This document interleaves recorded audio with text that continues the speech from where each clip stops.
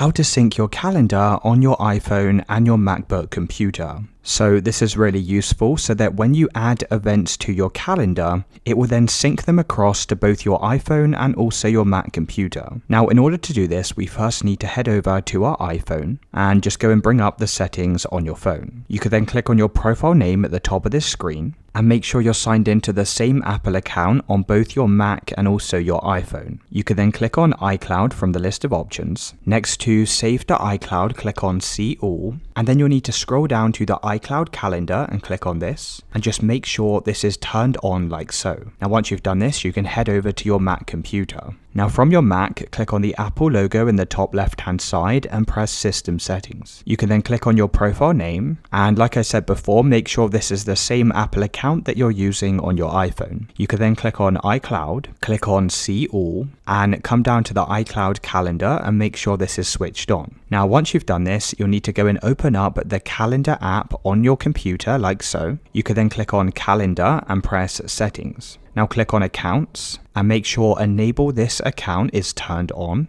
and make sure you're signed into the correct calendar account. Next, to refresh calendars, you can go and set this to push. Now if you go and head back over to your calendar like so, over on the left hand side you'll see iCloud, and all of these calendars should sync the data between both your iPhone and your Mac computer. So when I go and add an event now on my Mac, I should then automatically be able to see this on my iPhone as well.